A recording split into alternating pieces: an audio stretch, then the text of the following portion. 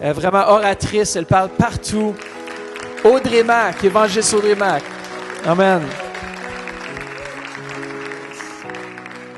Alléluia.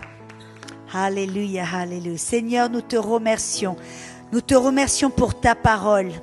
Nous sommes une génération bénie qui avons accès à cette parole.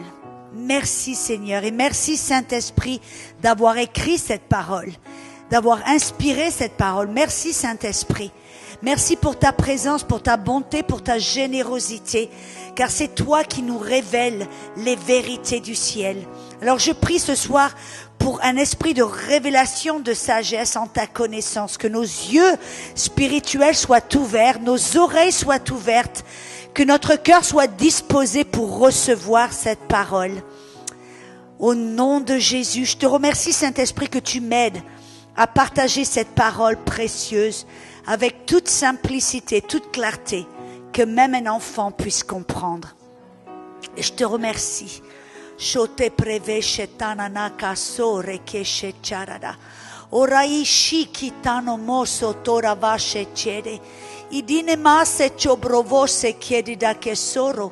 Ishidi etobravase chiede esane ne keshade. Ishidi esoro osore de kishiche. Colani e sobraveste di ecocore, Kishite to bravase chiede noso core, O raya sode delesti, O gerase stede ce, O giotore sedeste, Coro sede astaneste, O diete sedestai, onde cede sede stai, io soro cede sei, I chiedi sei. Ole ne sotto de sede sei, ole se ne cede stai.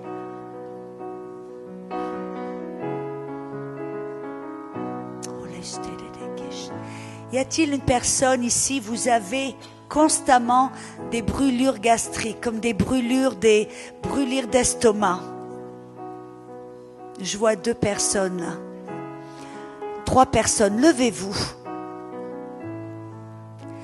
Prenez votre main et mettez-la.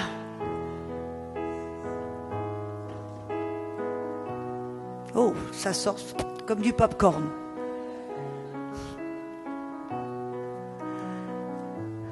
Au nom de Jésus, je parle à ce déséquilibre gastrique.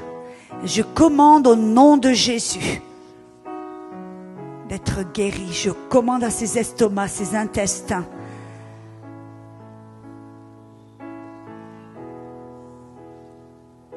Je te remercie, Saint-Esprit, pour ta puissance qui rentre dans le corps de ces personnes. Pour guérir, pour réparer.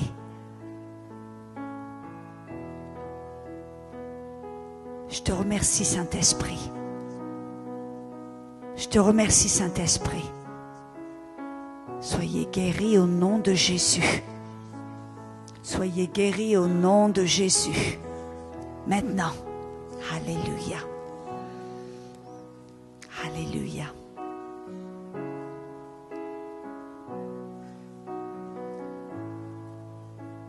Est-ce qu'il y a quelqu'un ici, vous souffrez d'une dépression aiguë? Je ne parle pas simplement que vous avez un petit problème ou vous ne vous sentez pas bien de temps en temps. Je parle que c'est une dépression chronique et aiguë. Est-ce qu'il y a quelqu'un ici? Peut-être que vous hésitez, levez la main. Si c'est votre cas, venez me voir à la fin. Amen. Alléluia. Oh, so chore de que se chere de que sa chele que se chere de que sa chele que sa no coso chare. Que chare que se chere de que se che estororo so chare. Seigneur, je te remercie pour ta présence. Je te remercie pour ta présence au nom de Jésus.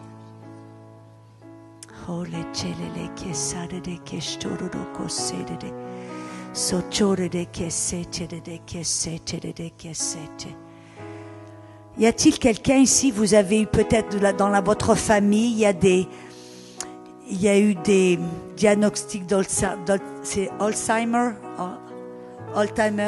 en français. Ou peut-être le docteur vous a dit que vous aurez peut-être tendance à avoir cette maladie, Alzheimer. Ou dans votre famille, il y en a eu et on vous dit, vous risquez le... Madame, venez ici tout de suite.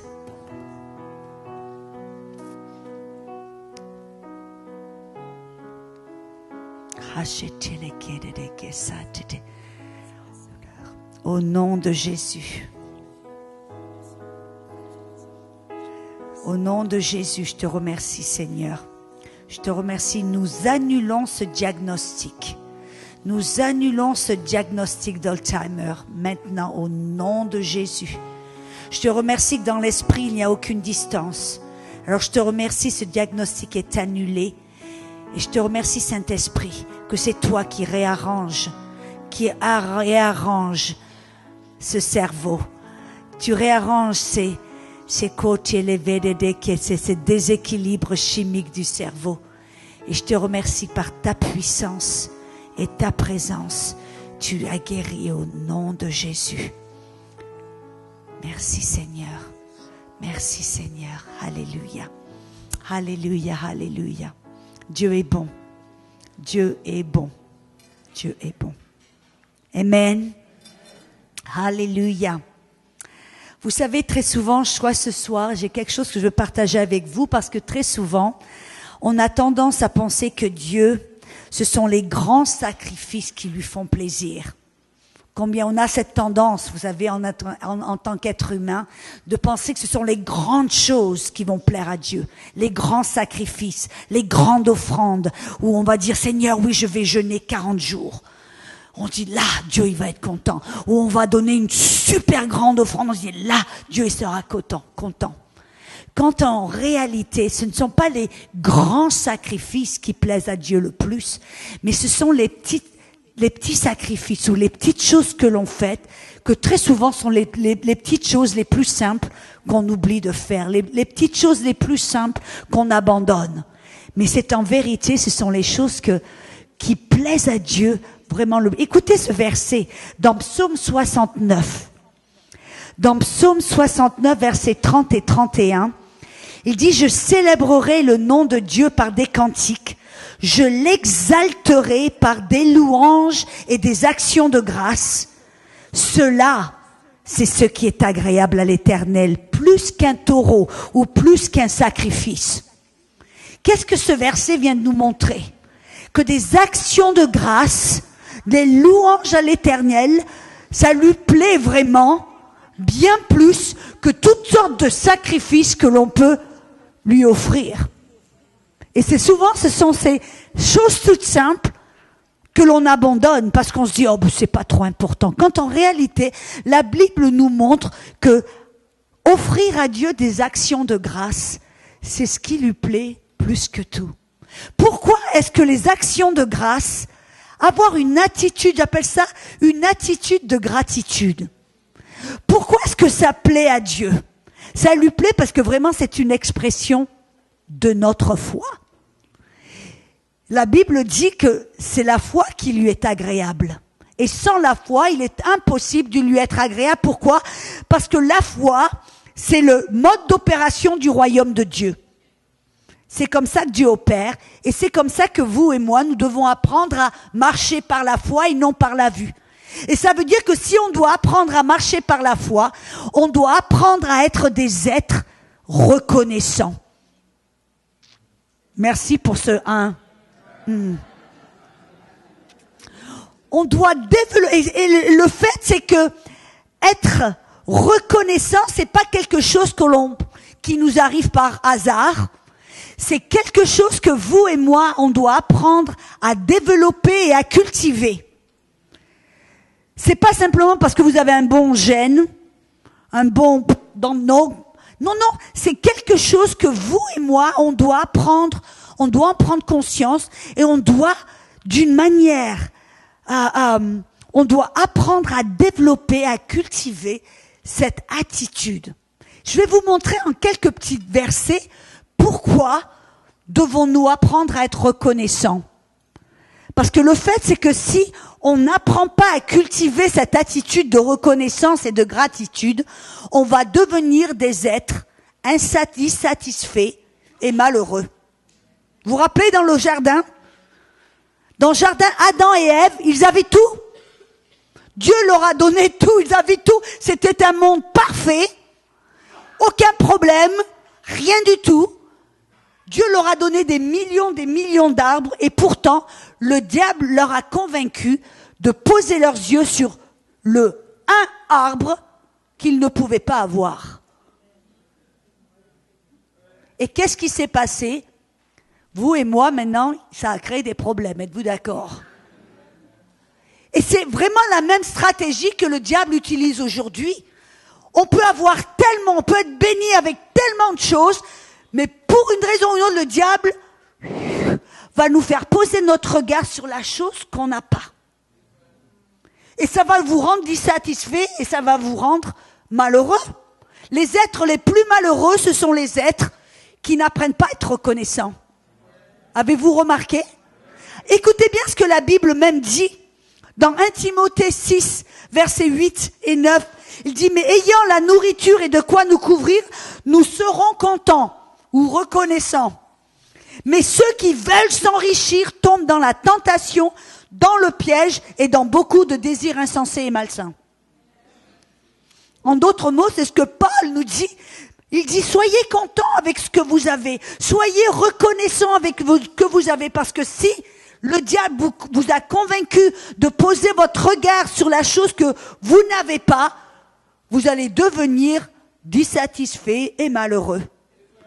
Non seulement on doit apprendre à cultiver cette attitude de reconnaissance et de gratitude, parce que ça va vous rendre infructueux. Vous serez des êtres qui ne vont produire aucun fruit. Les êtres les plus fructueux, ce sont les êtres qui sont le plus reconnaissants. Écoutez ce que la Bible dit dans Marc 4, 19. Il dit, les soucis du siècle, la séduction des richesses, l'invasion des autres convoitises. Convoitise, c'est quoi? Vouloir la chose que vous ne pouvez pas avoir ou que vous n'avez pas. Étouffe la parole et la rend infructueuse. Et la parole, qu'est-ce que ça produit? Romains 10, 17. Merci, monsieur. La foi vient de ce que l'on entend et ce que l'on entend vient de la parole de Dieu. Donc si avoir un cœur ingrat où on n'est pas un être reconnaissant, qu'est-ce que ça va faire? Ça va étouffer la parole, ça va détruire votre foi et vous serez infructueux. Amen. On doit apprendre à développer une attitude de gratitude. Parce que si on ne l'est pas, ça va limiter ce que Dieu peut et veut faire dans votre vie. Écoutez ce verset. Dans Psaume 78, versets 40 à 43. Il dit, que de fois ils se révoltèrent. Vous vous rappelez le peuple d'Égypte, qu'est-ce que Dieu avait fait dans leur vie? Il les a fait sortir d'Égypte. Ils ont ouvert la mer Rouge. Il a fait sortir de l'eau du rocher. Il a fait pleuvoir des cailles. Bref, il a fait des miracles à droite et à gauche. Mais écoutez ce que la Bible dit. Que de fois ils se révoltèrent contre lui dans le désert. Que de fois ils l'irritèrent dans la solitude. Ils ne cessèrent de tenter Dieu et de provoquer le Saint d'Israël. Ils ne se souvinrent pas de sa puissance, du jour où il les délivra de l'ennemi, des miracles qu'il accomplit en Égypte et de ses prodiges dans les campagnes de Tsoan. Il dit là qu'ils ont provoqué le Saint d'Israël. Et vous savez, la parole provoquer dans le hébreu, c'est la parole tava, ça veut dire mettre une limite. Mettre limité. En d'autres mots, qu'est-ce que la Bible vient de nous montrer là? Que quand on ne se souvient pas des miracles que Dieu a fait dans notre vie, Quand nous ne sommes pas des êtres reconnaissants, on limite, on irrite Dieu et on limite Dieu. J'aime bien dans la New King James en anglais, il dit « Ils ont limité le Saint d'Israël ». Vous voyez, quand vous ne vous rappelez pas ce que Dieu a fait pour vous, quand vous n'êtes pas reconnaissant et que vous oubliez, vous limitez ce que Dieu peut faire dans votre vie. Et c'est intéressant parce que souvent, les gens qui sont ingrats ou qui ronchonnent ou qui sont pas reconnaissants, ils ronchonnent parce que Dieu ne fait rien dans ma vie. Mais le problème, c'est qu'ils rentrent dans un cercle vicieux. Parce que le plus ils ronchonnent et le moins Dieu peut faire dans leur vie. Mais comment alors briser ce cercle vicieux? Développer une attitude de gratitude. Rappelez-vous ce que Dieu a fait dans votre vie. Et j'irai encore un pas encore plus loin. C'est si on ne développe pas une attitude de gratitude, être des êtres reconnaissants, qui se souviennent de ce que Dieu a fait dans votre vie. Si vous n'avez pas cette attitude, non seulement vous allez devenir malheureux et dissatisfaits, non seulement vous allez devenir des êtres infructueux, non seulement vous allez limiter ce que Dieu peut faire dans votre vie, limiter sa puissance, limiter ses bénédictions, mais vous allez aussi, écoutez-moi bien, mettre votre cœur en danger, vous allez même peut-être endurcir votre propre cœur. Écoutez ce que la parole dit. Romains 1, verset 21, il dit « Ayant connu Dieu, ils ne l'ont point glorifié comme Dieu, ils ne lui ont point rendu grâce, mais ils se sont égarés dans leurs pensées, et leur cœur sans intelligence a été plongé dans les ténèbres. » Vous vous rappelez, quand Jésus avait multiplié les pains, il avait nourri 4000 personnes, après il a nourri 5000 personnes, et après tout d'un coup, Jésus commence à marcher sur l'eau, et écoutez ce que la Bible dit. Il monta vers eux dans la barque, et le vent cessa. Ils furent en eux-mêmes tous stupéfaits et remplis d'étonnement, car ils n'ont pas considéré ou ils ne se sont pas rappelés le miracle des pains, leur cœur étant devenu insensible et ayant perdu le pouvoir de comprendre. Et il y a même un autre verset dans Marc 8, 17 qui dit « Pourquoi raisonnez-vous sur ce que vous n'avez pas de pain? Êtes-vous encore sans intelligence? Ne comprenez-vous pas? Avez-vous le cœur endurci ?» En d'autres mots, là, Jésus nous révèle que quelqu'un qui ne se rappelle pas des miracles que Dieu a fait dans sa vie, que quelqu'un qui ne glorifie pas Dieu, que quelqu'un qui n'est pas reconnaissant, amen, pour être reconnaissant, qu'est-ce que ça veut dire? Que vous devez vous souvenir consciemment de ce que Dieu vient de faire dans votre vie. C'est pour ça que c'est tellement puissant de garder un journal. Et à chaque fois que Dieu fait quelque chose, hop, vous le marquez. Et de temps en temps, vous le regardez, vous vous rappelez. Oh, rappelle-toi ce que Dieu a fait, il a fait ceci. Et quand vous vous rappelez ce que Dieu a fait dans votre vie, ça va vous faire en sorte que ça va remplir votre cœur de reconnaissance. Et quand vous êtes reconnaissant, vous glorifiez Dieu. C'est comme ça que vous gardez un cœur qui est doux, un cœur qui est pur, un cœur qui est sensible à la voix de Dieu. Un cœur que Dieu peut manipuler, un cœur qui n'est même pas étonné quand on voit un miracle. Vous savez, quand nous, on voit des miracles, on est là comme les disciples. Waouh, stupéfait! Ça devrait pas nous étonner. Voir des miracles, ça devrait être chose courante. Quelqu'un qui voit un miracle, qui dit « Waouh, oh my God, un miracle !» C'est quelqu'un qui a un cœur insensible. Un cœur qui a un cœur endurci. Merci pour ce ouais. J'ai prêché là-bas. Quelqu'un qui est étonné de voir un miracle, c'est quelqu'un qui ne se souvient pas de tous les miracles, de toutes les petites choses, les grandes choses, les moyennes choses que Dieu a fait dans sa vie. Alléluia. Amen. Donc on va garder un cœur doux, souple, ça veut dire qu'on va, vous et moi, développer une attitude de gratitude. On va développer être des êtres reconnaissants. Amen. Pourquoi? Parce que notre attitude, vous l'avez sûrement entendu, va déterminer votre votre altitude. On doit développer cette attitude de gratitude. Pourquoi? Vous savez ce que j'ai découvert? Que des signes de la fin des temps est l'ingratitude. Regardez avec moi dans 2 Timothée chapitre 3.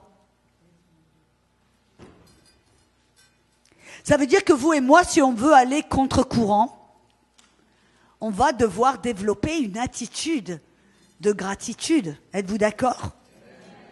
2 Timothée chapitre 3 versets 1 et 2. Sache que dans les derniers jours, il y aura des temps difficiles, car les hommes seront égoïstes, amis de l'argent, fanfarons, hautains, blasphémateurs, rebelles à leurs parents, ingrats, irreligieux, insensibles, déloyaux, calomniateurs, etc., etc. C'est entre être irreligieux, amen, c'est en sandwich entre irreligieux et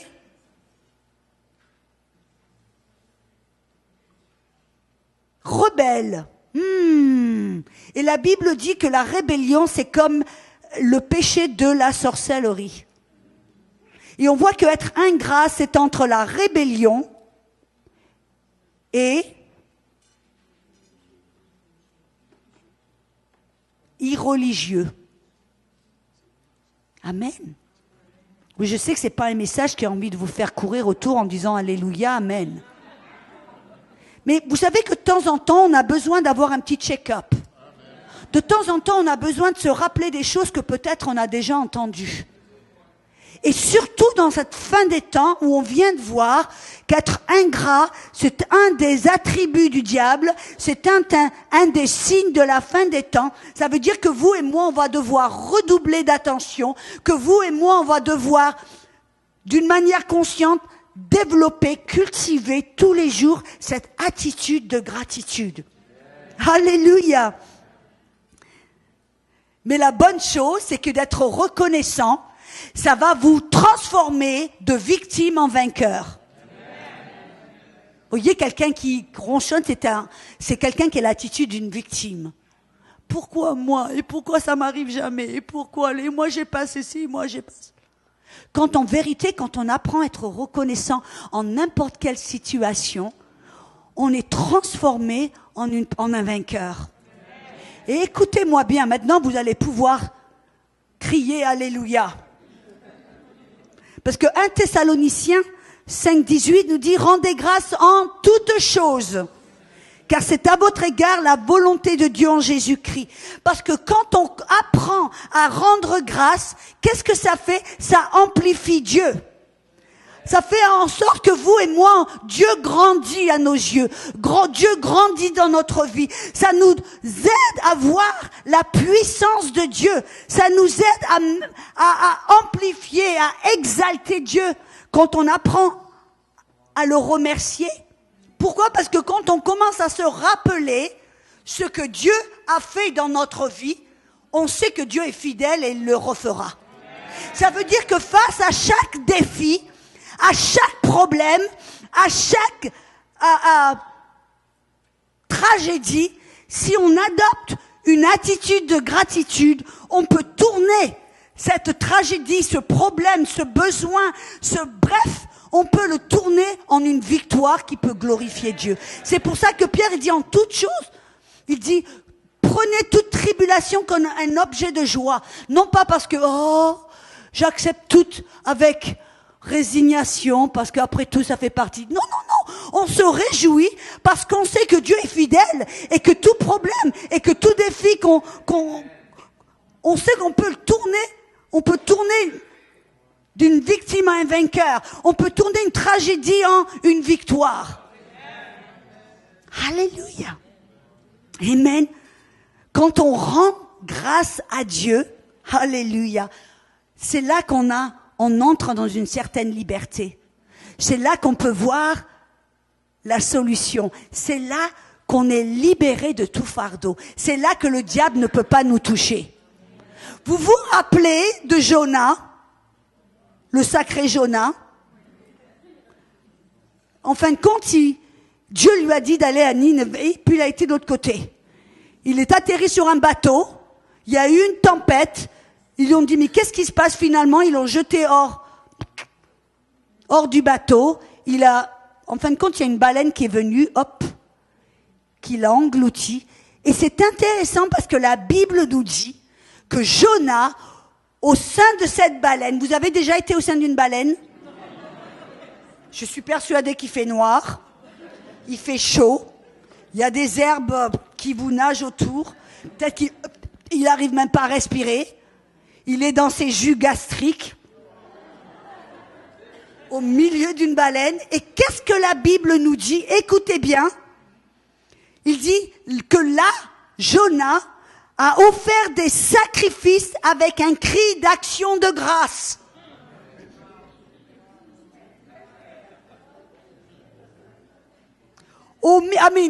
Mais on parle là, dans le tunnel, hein.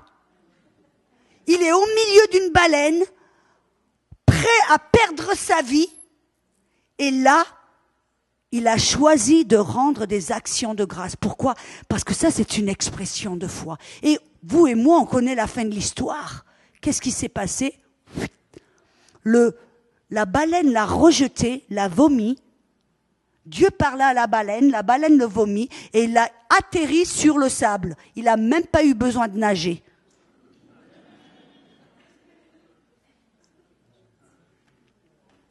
Et vous savez, souvent, quand on est face à des problèmes, à des tragédies, quoi que ce soit, et on dit, oh, je vais exercer autorité. Et on commence très souvent, au nom de Jésus, et on commence à ce combat spirituel.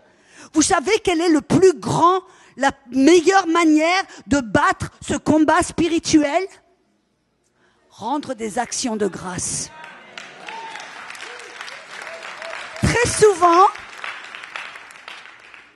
je me rappelle, j'étais dans mon bureau il y a pas très longtemps de cela, 1 ou 2 mois de cela, et puis dans mon bureau, et j'ai entendu le Saint-Esprit qui m'a dit, le chien qui aboie le plus fort est le chien qui a le plus peur. Très souvent, quand on essaie tout d'un coup face à l'ennemi, on est face à l'ennemi, on a tendance tout d'un coup à vouloir cogner sur les murs, à hurler, La personne qui reste calme et qui commence à lever les yeux, à louer le Seigneur, c'est la personne qui fait preuve d'une plus grande autorité. Et on voit là qu'est-ce qui s'est passé. Jonas a été délivré. Et cette tragédie s'est tournée en victoire. Quand on choisit de rendre grâce, amen, ça libère les miracles. Vous vous rappelez les 10 lépreux? On connaît tous cette histoire. 10 lépreux. Moi, j'ai vécu en Inde. J'ai vu des lépreux, j'ai imposé les mains sur les lépreux. Et la lèpre, qu'est-ce que c'est la lèpre? C'est que ça atteint le système nerveux, ça ronge tous les nerfs, en sorte qu'une personne n'a plus de sensation.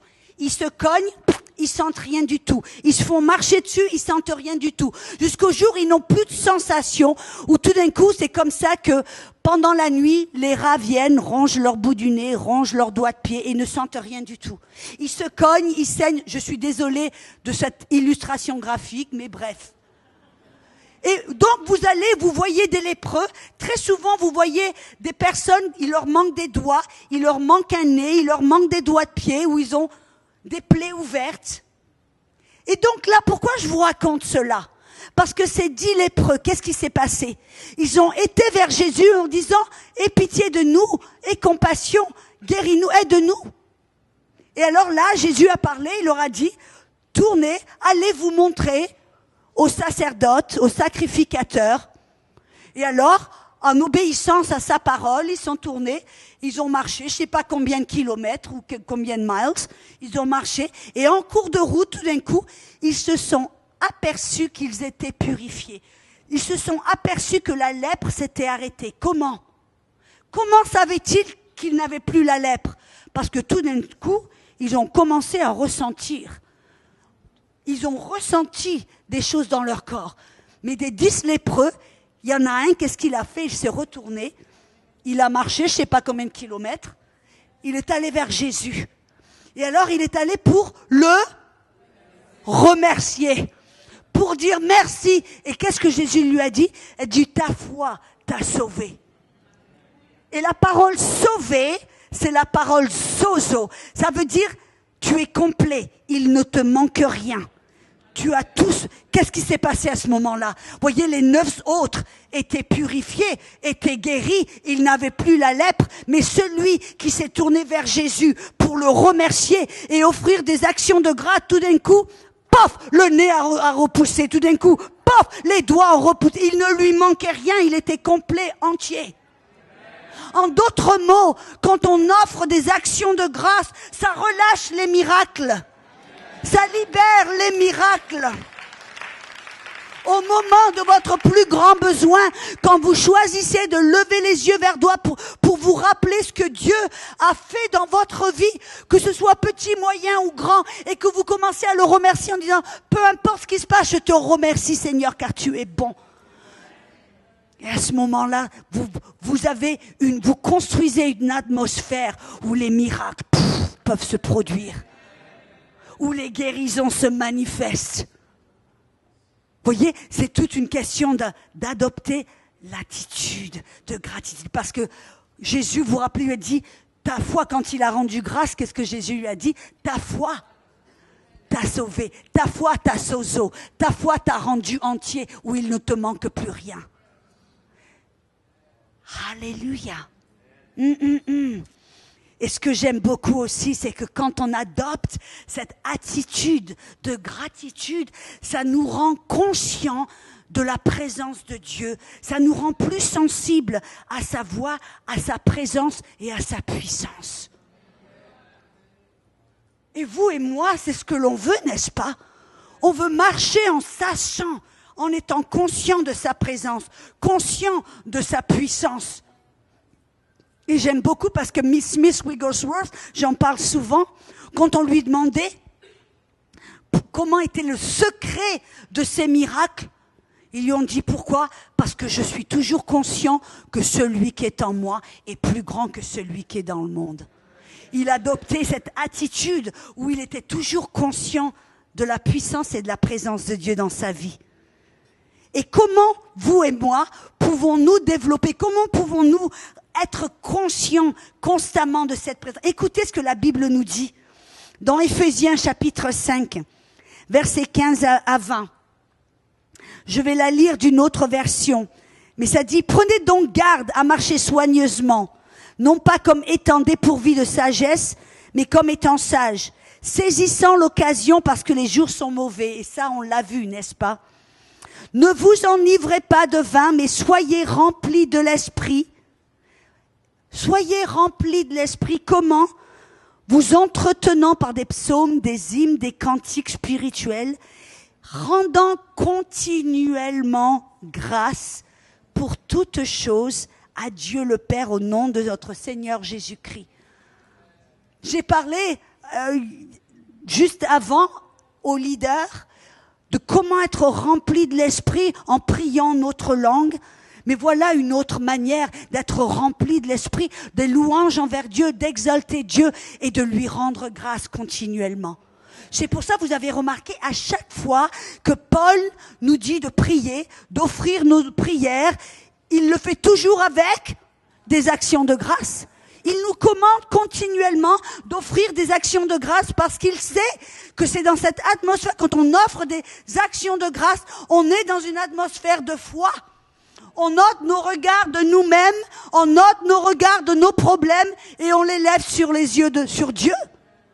Qu'est-ce que la Bible dit? D'où vient mon secours? Je lève les yeux vers le Seigneur. D'où vient mon secours? Du ciel. Ôter nos regards de nous-mêmes et de notre problème et les mettre sur Dieu en rendant continuellement grâce. Qu'est-ce que ça va produire? Ça va faire en sorte que vous et moi, nous allons vivre comme Jésus sur la terre, mais on vit au ciel avec une conscience de la puissance de Dieu, une conscience de la présence de Dieu. Et c'est dans cette atmosphère qu'il n'y a aucune impossibilité. Vous avez lu que, écoutez, Jésus, la Bible nous dit dans Jean 3, 13, Il dit, personne n'est monté au ciel, si ce n'est celui qui est descendu du ciel, le Fils de l'homme qui est dans le ciel.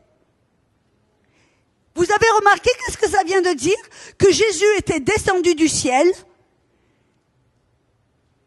il vivait sur la terre, mais il était dans le ciel.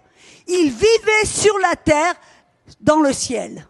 Vous comprenez ce que ça veut dire là? Il avait toujours cette conscience du Père. Et dans cette atmosphère, dans cette conscience de la puissance de Dieu, dans la puissance du ciel, du royaume de Dieu, il n'avait aucune impossibilité.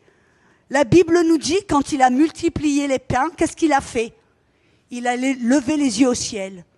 Ce n'était pas simplement un acte physique, c'était qu'il se tournait son attention sur la provision céleste, sur la puissance céleste et sur la présence du Père. Quand il a, ressuscité Lazare d'entre les morts, qu'est-ce que la Bible nous dit? Il a levé les yeux au ciel. Pourquoi? Encore, il prenait conscience de la puissance et de la présence du Père. Quand il a ouvert les yeux d'un aveugle, ouvert les oreilles d'un sourd-muet, la Bible nous dit encore, il a levé les yeux au ciel. Qu'est-ce que ça nous montre? Que Jésus était sur la terre, mais il vivait au ciel. Il avait continuellement une conscience de la présence, de la puissance qui était là disponible pour résoudre tout problème. Et comment est-ce que vous et moi, on développe cette conscience? En levant nos yeux au ciel. Et quand on lève nos yeux au ciel, qu'est-ce qui se passe? On commence à rendre des actions de grâce. On a cultivé cette attitude de gratitude. Et ça nous aide à garder nos yeux sur la provision, sur la puissance de Dieu. Alléluia. Et finalement, quand on apprend à développer cette attitude de gratitude, on vit une joie qui est pleine, on vit une vie qui est pleine de joie et pleine de paix. Vous voyez, c'est le contraire. Quand on met nos yeux sur ce que l'on n'a pas, au lieu de mettre nos yeux sur ce que Dieu nous a donné, ce que Dieu nous a fait dans notre vie, les choses qu'il nous a bénies. Si on ne fait pas cela, on devient dissatisfait, on devient malheureux, mais l'opposé est que les gens les plus heureux, les plus satisfaits, ce sont les gens qui sont reconnaissants pour ce qu'ils ont. Vous avez déjà vu des gamins, des enfants, on leur donne tout, ils ne sont jamais contents. Et ce sont les enfants les plus malheureux. Mais par contre, vous pouvez voir quand je vais dans des pays tiers-monde, où ce sont des enfants qui n'ont rien du tout, qui vivent dans la pauvreté, mais on leur donne un petit crayon, c'est comme si on leur avait décroché la lune. Merci, merci, merci, merci, merci. Et vous regardez dans ces pays-là, ce sont les enfants les plus heureux. Et vous regardez une comparaison, là, un enfant qui n'a rien, mais qui apprend à être reconnaissant, il est rempli de joie, il est rempli de... Oh. Et vous voyez, un enfant, on leur donne tout le temps, et puis... Ils sont jamais contents, jamais reconnaissants, ils sont malheureux. Apprenons à choisir le bon modèle. Apprenons à être des êtres reconnaissants, parce que ça va déterminer notre attitude. Ça va déterminer ce que Dieu peut faire dans notre vie. Ça va déterminer, comme pasteur Matthieu disait, il veut maintenant qu'on aille à un autre niveau. Je vous dis, si on a une église remplie avec des gens qui sont reconnaissants, qui se rappellent constamment ce que Dieu a fait, tout ce que Dieu leur a donné, tout ce que Dieu a fait. Oh là, moi j'ai une amie, j'adore ça. Quand je vais chez elle, dans leur salon, elles ont un grand bocal. Et j'ai été vers elle, je dis, qu'est-ce que c'est ce grand bocal? Elle dit, c'est notre bocal de reconnaissance. Je dis, qu'est-ce que tu veux dire? Elle dit, à chaque fois que Dieu fait quelque chose, petit, moyen ou grand, on l'écrit sur un petit bout de papier et on le met dans le bocal. Et à la fin de l'année, on vide le bocal et on lit tout ce que Dieu a fait. Et on offre des sacrifices de reconnaissance vers Dieu. C'est bien, non? J'aime bien cette idée. Alléluia. Alléluia, alléluia. Gloire à Dieu. Amen. Je vais vous demander de fermer vos yeux.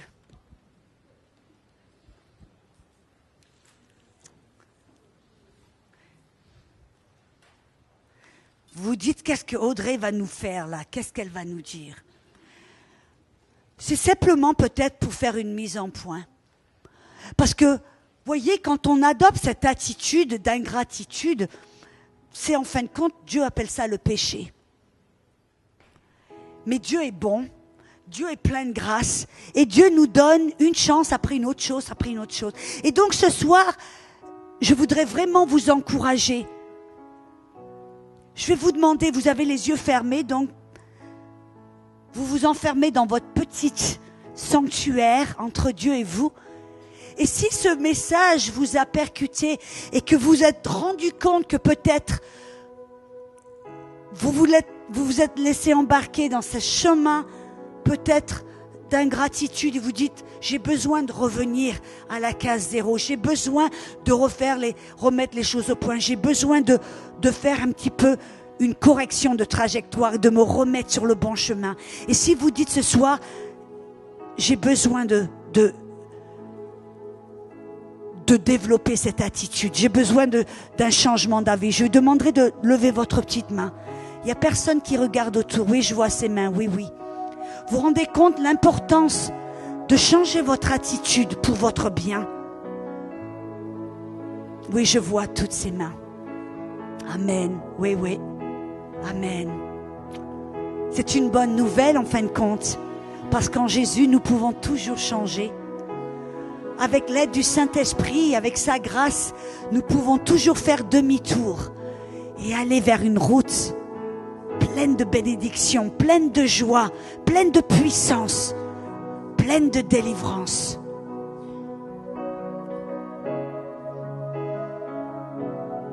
Alléluia. Pour ceux d'entre vous, vous savez, vous avez besoin de faire ce changement. Je vais vous demander de répéter cette prière après moi. Répétez-la de votre cœur. Amen. Père Céleste, je vais demander à tout le monde de prier cette prière. Alléluia. Père Céleste, pardonne-moi pour mon attitude. Je me repens de mon ingratitude. Aujourd'hui, je reçois ton pardon. Et je sais qu'à partir de maintenant, je peux changer de chemin. Alors je te remercie, Saint-Esprit, pour ta grâce. À partir d'aujourd'hui, je te donne la permission de m'interrompre, de me corriger, de me montrer la voie et de m'aider à cultiver cette attitude de gratitude. Et je te remercie, Saint-Esprit, pour tout ce que tu veux faire dans ma vie. À partir d'aujourd'hui, je déclare que je ne vais pas te limiter. Je vais garder mes yeux sur toi, sur ta bonté, ta fidélité, tes miracles, tes bénédictions. Et je te remercie, car à partir d'aujourd'hui, je vais m'élever. Je vais aller plus haut en toi. Et je te remercie au nom de Jésus. Amen. Alléluia, alléluia. Amen. Y a-t-il quelqu'un ici ce soir, vous n'avez jamais eu l'opportunité de recevoir Jésus comme votre Sauveur et votre Seigneur? C'est-à-dire que vous ne lui avez jamais donné l'opportunité de pardonner tous vos péchés. Et vous ne savez pas si Jésus revenait ce soir, et que la trompette venait à sonner, vous ne savez pas, vous n'avez pas cette certitude que vous seriez enlevé dans sa présence. Si c'est votre cas ce soir, vous dites, je veux être certain d'être un enfant de Dieu. Je veux être certain d'aller dans la présence de Dieu si ce jour arrive. Si c'est votre cas, je voudrais voir votre main. Y a-t-il quelqu'un ici? Vous voulez donner votre vie à Jésus?